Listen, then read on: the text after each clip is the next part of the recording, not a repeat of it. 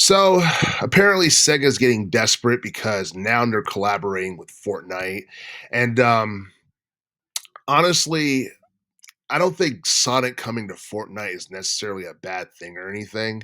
But honestly, like this pretty much tells you that for the most part, Sega doesn't have much going on for them.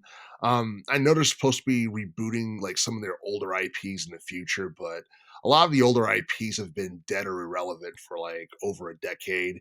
And then then you got like the Sonic games that we've been getting recently. They haven't been selling nearly as much as they should have.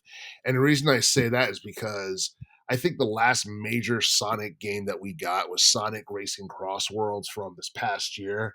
Even though it was a pretty good game and people had nothing but great things to say about it, it sold over 1 million copies worldwide. And that's something that's not good because everybody knows that Sonic the Hedgehog as an IP has been around for over 30 years.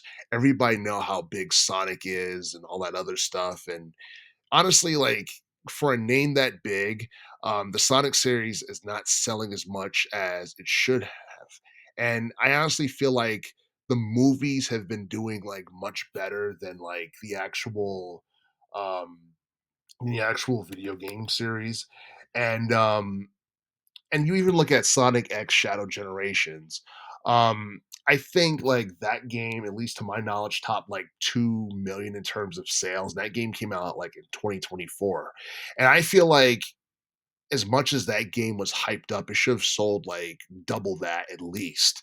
And then you look at games like Sonic Frontiers from 2022 that did like 4.5 million worldwide, and Sonic Superstars from 2023 did 2.8 million worldwide.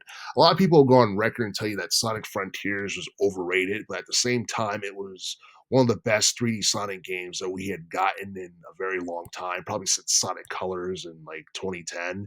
And Sonic Superstars was okay, but the problem was it got lost in the shuffle back in 2023 because there were so many high profile video game releases that came out that year. Plus, it was going head to head with Super Mario Brothers Wonder, which completely destroyed Sonic Superstars in terms of like sales. And yeah, you look at like all that and just the fact that, Sonic is now coming to Fortnite.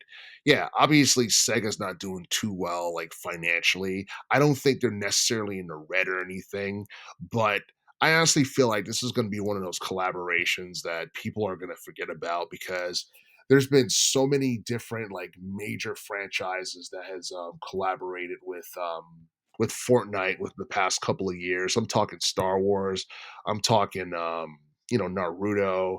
I'm talking about anything Marvel related.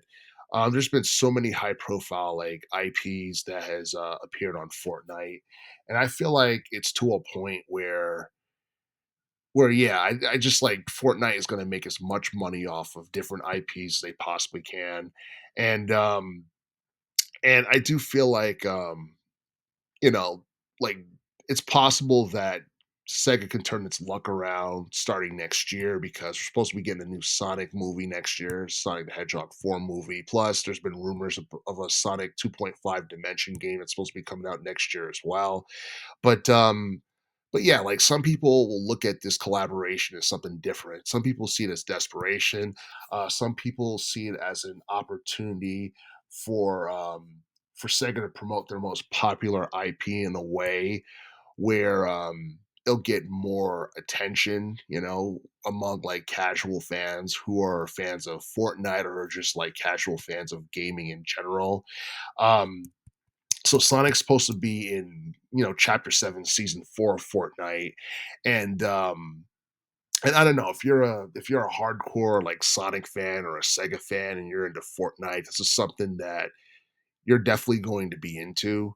But I don't know. I mean, I have no idea when the next major like, Sonic game is going to come out. Only, Sega will know. But I don't know. This collaboration is something that kind of caught people out of the blue, and I do feel that it's something that can be nothing more than a positive for Sega in the long run.